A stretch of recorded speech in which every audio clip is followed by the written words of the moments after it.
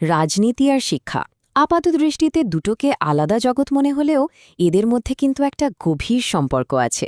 তো চলুন আজ আমরা এই সম্পর্কটাকে একটু কাছ থেকে দেখব। বিশ্ববিদ্যালয়ের একটি কোর্সের প্রথম ইউনিটের উপর ভিত্তি করে আমরা এর একদম মৌলিক ধারণাগুলো নিয়ে কথা বলবো। আজকের এই পুরো আলোচনার কাঠামোটা তৈরি করেছেন সরকারি টিচার্স ট্রেনিং কলেজ সিলেটের বিএড অনার্স প্রোগ্রামের একজন শিক্ষার্থী মোহাম্মদ জাহিদুল ইসলাম।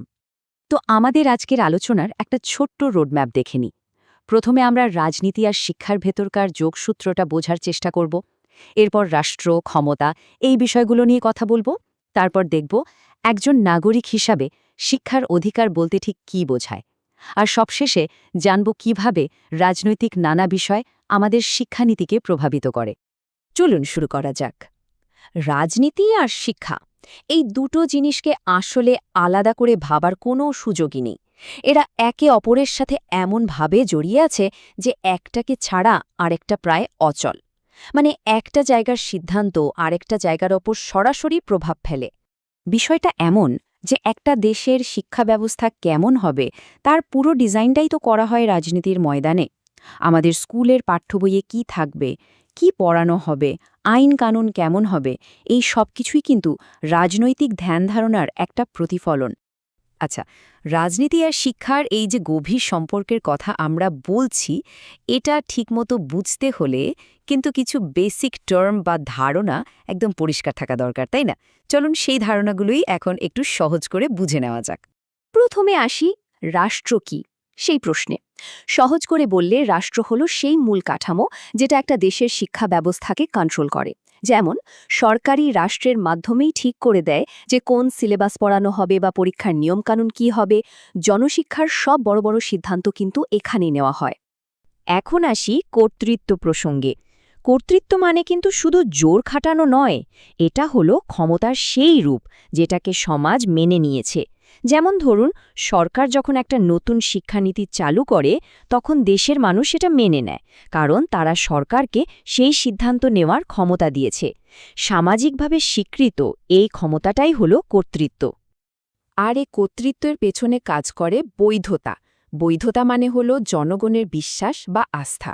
জনগণ যখন মনে করে যে একটা সরকারের শাসন করার অধিকার আছে, তখন সেই সরকারের নেওয়া যে কোনো সিদ্ধান্ত, যেমন শিক্ষানীতি, খুব সহজে গ্রহণযোগ্যতা পায়। এই আস্থাটাই সবকিছুর মূল। তাহলে সব মিলিয়ে কি দাঁড়ালো? একটা রাষ্ট্র তার ক্ষমতাকে কিভাবে ব্যবহার করছে তার ওপরই কিন্তু নির্ভর করে যে সেই দেশের শিক্ষা ব্যবস্থা কেমন হবে। শিক্ষার সুযোগ কারা পাবে, কাদের জন্য কতটা বরাদ্দ থাকবে, আর কোন ধরনের চিন্তা বা মূল্যবোধকে বেশি গুরুত্ব দেওয়া হবে, সবই এর মাধ্যমে ঠিক হয়। বেশ, আমরা রাষ্ট্র আর ক্ষমতার দিকটা তো বুঝলাম। এবার চলুন দেখি এই বিশাল রাজনৈতিক কাঠামোর ভেতরে একজন সাধারণ নাগরিকের জায়গাটা ঠিক কোথায়। এখানে সবচেয়ে গুরুত্বপূর্ণ যে কথাটা মনে রাখতে হবে সেটা হলো, শিক্ষা কোনো দয়া বা করুণার বিষয় নয়। এটা প্রত্যেক নাগরিকের একটা মৌলিক মানবাধিকার। দেশীয় এবং আন্তর্জাতিক সব আইনেই এই অধিকারটাকে স্বীকৃতি দেওয়া হয়েছে।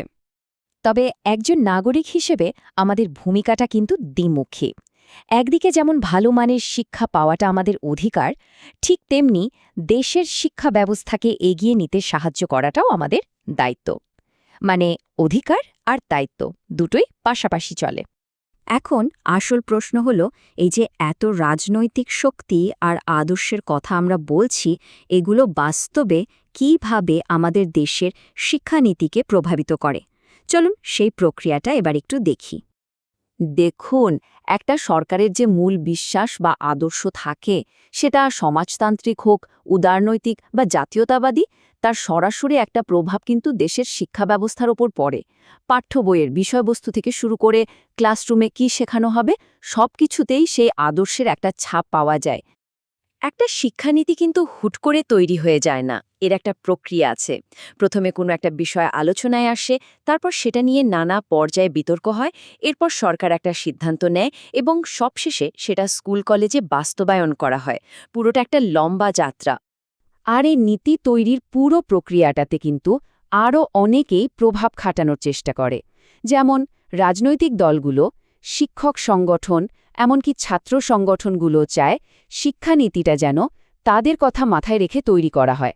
সবাই নিজেদের স্বার্থ আর আদর্শ থেকে কথা বলে। তাহলে চলুন এতক্ষণে সব আলোচনাকে এক জায়গায় নিয়ে আসি, পুরো বিষয়টার একটা সারসংক্ষেপ করে দেখা যাক আমরা ঠিক কি শিখলাম। তো মূল কথা হলো, শিক্ষা শুধু ক্লাসরুমে পড়া আর শেখার মধ্যেই সীমাবদ্ধ একটা বিষয় নয়। এটা আসলে একটা দেশের রাজনৈতিক দর্শন, সামাজিক মূল্যবোধ আর ক্ষমতার চর্চার একটা বড় ময়দান। শিক্ষা কখনোই রাজনীতির বাইরে নয়। চলুন আলোচনাটা একটা বড় প্রশ্ন দিয়ে শেষ করি। শিক্ষার আসল উদ্দেশ্য কী হওয়া উচিত? রাষ্ট্র যা বলবে তার প্রতি প্রশ্নহীন আনুগত্য তৈরি করা, নাকি নাগরিকদের এমনভাবে তৈরি করা যাতে তারা যুক্তিবাদী হয়, রাষ্ট্রকে প্রশ্ন করতে শেখে এবং প্রয়োজনে পরিবর্তনেও ভূমিকা রাখে? বিষয়টা কিন্তু আমাদের সবাইকে ভাবায়।